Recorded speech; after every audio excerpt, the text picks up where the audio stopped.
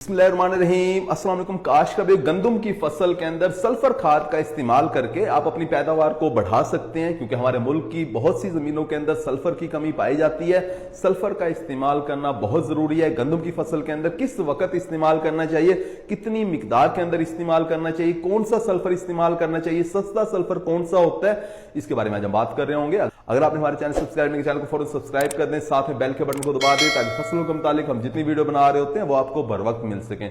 काश में हमारे मुल्क की बहुत सी जमीनें कलराठी हैं, शोरज़दा है, नमकियात वाली हैं। अगर आप गंदम की फसल को इस शोर नमकियात के असरात से बचाना चाहते हैं तो आपको चाहिए कि आप सल्फर का इस्तेमाल करें। हमारी बहुत सी जमीनों के अंदर जिस वक्त हम पहला पानी लगाते हैं तो पहला पानी लगाने के बाद सारी की सारी गंदम जो है वो पीली हो जाती है, पिलाहट उसके अंदर नजर आ रही होती है। ये सल्फर की कमी की वजह से पिलाहट गंदम के अंदर नजर आ रही होती है। आप अपनी फसल के अंदर हरियाली चाहते हैं तो आपको चाहिए कि आप सल्फर खाद का इस्तेमाल करें।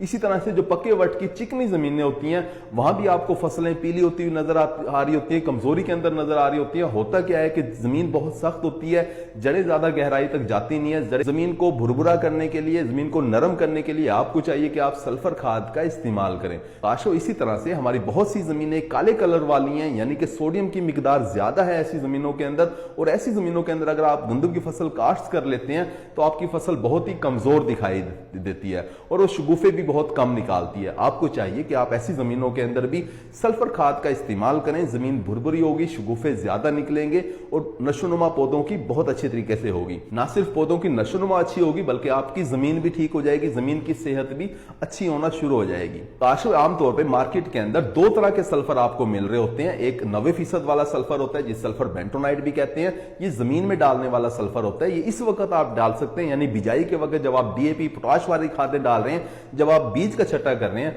उसी वक्त आप 90% वाला सल्फर बेंटोनाइट 10 किलोग्राम फी एकड़ के हिसाब से डाल दें। आपकी डीएपी की अफादियत बढ़ जाएगी।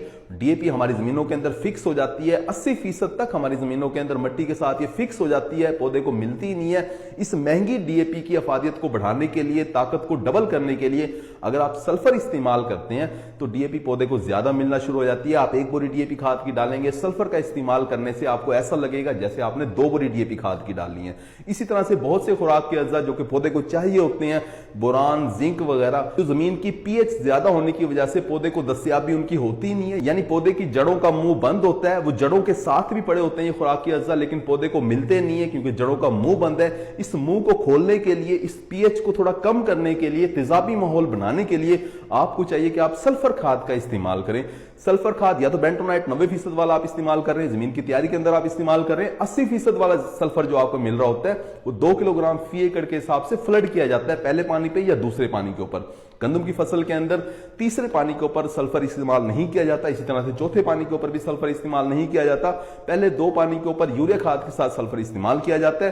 तीसरे और चौथे पानी के ऊपर इस्तेमाल ना करने की वजह यह है कि जमीन को भुरभुरा कर देगा, पौधे की जड़ों के नीचे से मट्टी को निकाल देगा, पौधे आपके गिर भी सकते हैं, लॉजिंग हो सकती है। काशू सल्फर बेंटोनाइट जो है ये सस्ता मिलता है मार्केट के अंदर और लंबे अरसे तक ये फसल को दस्तयाब रहता है। आपको चाहिए इस वक्त आप बिजाई के वक्त सल्फर बेंटोनाइट का इस्तेमाल कर दें, खास तौर पे अगर आपकी पक्के वट की जमीन है, कलराठी जमीन है, काले कलर वाली जमीन है या रेतली जमीन है, क्योंकि रेतली जमीनों के अंदर भी सल्फर की कमी पाई जाती है। उम्मीद है कि वीडियो आपको समझ आ गई होगी और सल्फर का इस्तेमाल करके आप अपनी गंदम की फसल की पैदावार को बढ़ा लेंगे। अपना ख्याल रखिएगा। अल्लाह हाफिज।